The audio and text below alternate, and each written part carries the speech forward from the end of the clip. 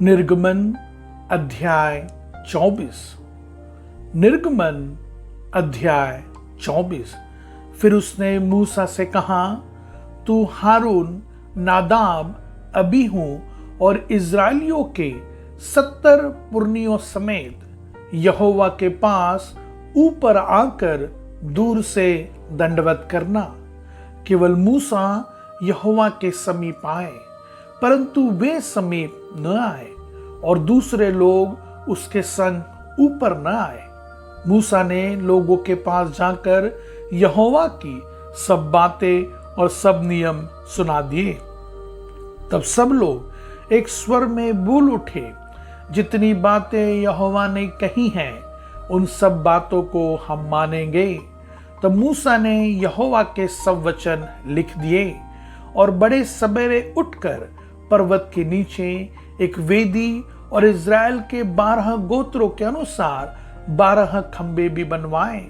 तब उसने कई इज़राइली जवानों को भेजा, जिन्होंने यहोवा के लिए होम बलि और बैलों के लिए मेल बलि चढ़ाए।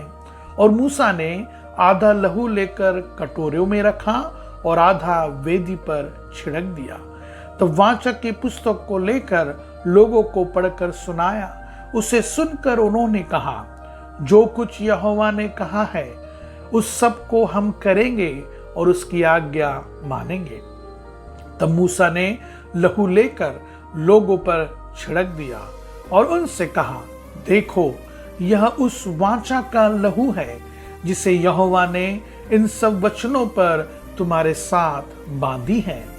तब मूसा, हारून, नादाब, अबीहू और इज़राइलियों के 70 पुरनिये ऊपर गए और इज़राइल के परमेश्वर का दर्शन किया।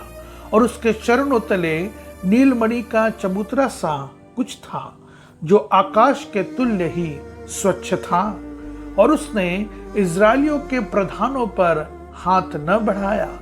तब उन्होंने परमेश्वर का दर्शन किया और खाया पिया। तब यहोवा ने मूसा से कहा, पहाड़ पर मेरे पास चढ़ा और वहीं रहे, और मैं तुझे पत्थर की पटियाएं और अपनी लिखी हुई व्यवस्था और आज्ञा दूंगा कि तू उनको सिखाए। तब मूसा यहोशू नामक अपने सेवक समेत परमेश्वर के पर्वत पर चढ़ गया और पुरनियों से वह यह कह गया, जब तक हम तुम्हारे पास फिर न आए तब तक तुम यही हमारी बाट जोहते रहो। और सुनो, हारून और हूर तुम्हारे संग है। यदि किसी का मुकदमा हो तो उन्हीं के पास जाएं।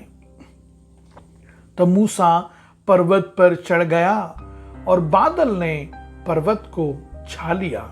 तब यहोवा के तेज ने सिने पर्वत पर निवास किया और वह बादल उस पर 6 दिन तक छाया रहा।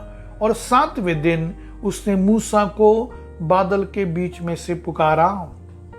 इज़राइलियों की दृष्टि में यहोवा का तेज पर्वत की चोटी पर प्रचंड आग के समान दिखाई पड़ता था।